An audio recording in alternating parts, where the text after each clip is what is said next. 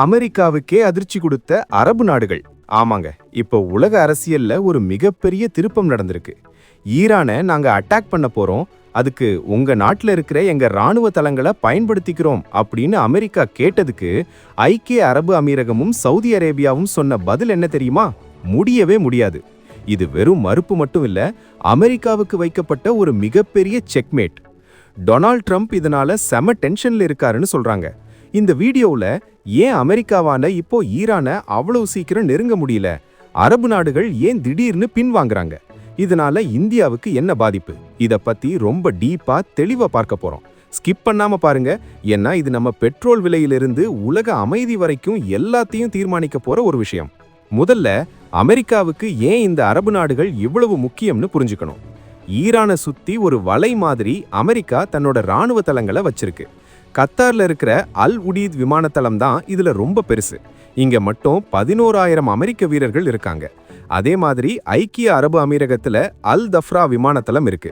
Quite, Bahrain, Saudi அரேபியான்னு எல்லா இடத்துலயும் அமெரிக்காவோட கால் தடம் இருக்கு. ஈரானை ஒருவேளை அமெரிக்கா தாக்க நினைச்சா இந்த தளங்கள் தான் அவங்களுக்கு பக்கபலமா இருக்கும். ஆனா இப்போ அந்த தளங்கள்ல இருந்து அமெரிக்க போர் விமானங்கள் ஈரான் மேல குண்டு போட பறக்க கூடாதுன்னு அரபு நாடுகள் தடை விதிச்சிருக்காங்க. இது அமெரிக்காவோட கை கால்களை கட்டி போட்ட மாதிரி ஒரு சூழலை உருவாக்கியிருக்கு. இங்க தான் ஒரு பெரிய ட்விஸ்ட் இருக்கு. அமெரிக்காவுக்கு பயந்த காலம் போய் இப்போ அமெரிக்காவுக்கே கண்டிஷன் போடுற அளவுக்கு அரபு நாடுகள் துணிஞ்சது எப்படி? இதுக்கு பின்னாடி இருக்கிற மிக முக்கியமான காரணம் பயமும் பாதுகாப்பும். ஈரான் ஒன்றும் சாதாரண நாடு கிடையாது. அவங்கக்கிட்ட இருக்கிற ஏவுகணைகள் ரொம்பவே ஆபத்தானது. ஐக்கிய அரபு அமீரகமும் சவுதி அரேபியாவும் என்ன நினைக்கிறாங்கன்னா, எங்க மண்ணுல இருந்து அமெரிக்கா ஈரானை தாக்குனா ஈரான் பதிலுக்கு அமெரிக்காவை அடிக்காது, அவங்களுக்கு பக்கத்துல இருக்கிற எங்களை தான் அடிக்கும் அப்படின்னு பயப்படுறாங்க. ராய்டர்ஸ் போன்ற சர்வதேச ஊடகங்கள் சொல்ற தகவல் படி ஈரான் ஏற்கனவே இந்த நாடுகளுக்கு எச்சரிக்கை கொடுத்திருக்கலாம்னு சொல்லப்படுது. உங்க நாட்டு நிலத்தையோ அல்லது வான்வெளியையோ அமெரிக்கா பயன்படுத்த அனுமதி கொடுத்தா அப்புறம் விளைவுகளுக்கு நீங்க தான் பொறுப்பு அப்படின்னு ஈரான் மிரட்டி இருக்கலாம். இதனால தான் அரபு நாடுகள் இப்போ ரொம்பவே உஷாராகிட்டாங்க. இதோ ஒரு சின்ன கேள்வி, இந்த மாதிரி உலக அரசியல் போர் பதற்றம் வரும்போது அது சாதாரண மக்களான நம்மளை எப்படி பாதிக்கும் நீங்க நினைக்கிறீங்க? உங்களோட கருத்தை கீழே கமெண்ட்ல சொல்லுங்க. இப்போ விஷயத்துக்கு வருவோம். அமெரிக்க அதிபர் ட்ரம்ப் இப்போ ஏன் ரொம்பவே புலம்புறாருன்னா, அவரோட பிளான் எல்லாமே தலைகீழா மாறிடுச்சு. ஈரானை அட்டாக் பண்றதுக்கு அவர் வச்சிருந்த ஈஸி ரூட் இப்போ லாக் ஆயிருச்சு. இதனால அமெரிக்கா இப்போ கடலுக்கு நடுவுல இருக்கிற தன்னோட விமானம் தாங்கி கப்பல்களை நம்பி மட்டுமே இருக்க வேண்டிய சூழல் வந்திருக்கு. ஆனா நிலப்பரப்புல இருக்கிற ராணுவ தளங்கள் கொடுக்கிற பலம் கப்பல்களுக்கு கிடைக்காது. இது அமெரிக்காவோட தாக்குதல் வேகத்தை ரொம்பவே குறைச்சிரும். சரி, இந்த ராணுவ தளங்கள் பத்தி கொஞ்சம் விரிவா பார்ப்போம். அமெரிக்கா ஏன் இதையெல்லாம் இவ்வளவு வருஷமா மெயின்டைன் பண்றாங்க?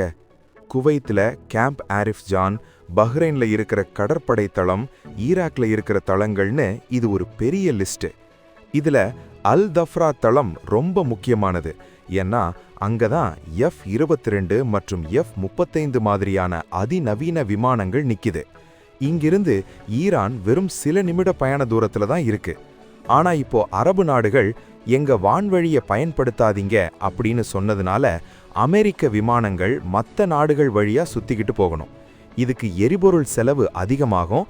அது மட்டும் இல்லாம சர்ப்ரைஸ் அட்டாக் பண்றது ரொம்ப கஷ்டம். இது அமெரிக்காவுக்கு ஒரு மிகப்பெரிய லாஜிஸ்டிக்ஸ் தலைவலியை கொடுத்திருக்கு.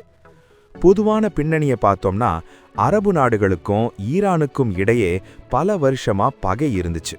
ஆனா சமீப காலமா சவுதி அரேபியாவும் ஈரானும் தங்களுக்குள்ள இருந்த மோதல்களை குறைச்சிக்கிட்டு உறவை சீர்படுத்திக்கிட்டு வராங்க. சீனாவோட முன்னெடுப்புல நடந்த இந்த சமாதான பேச்சுவார்த்தை மத்திய கிழக்கு பகுதியில ஒரு பெரிய மாற்றத்தை ஏற்படுத்தியிருக்கு. இப்போ அவங்க 2 பேரும் நண்பர்கள் ஆகலன்னாலும் ஒருத்தர் தாக்கிக்க விரும்பல. குறிப்பா சவுதி அரேபியா தன்னோட விஷன் 2030 திட்டத்துல ரொம்ப பிஸியா இருக்காங்க. ஒரு போர் வந்தா அவங்க நாட்டுல நடக்கிற $1 பில்லியன் மதிப்பிலான கட்டுமான பணிகள் எல்லாம் வீணாயிடும். அதனால அமெரிக்காவுக்காக தங்களை ஆபத்துல தள்ளிக்க அவங்க தயாரா இல்ல.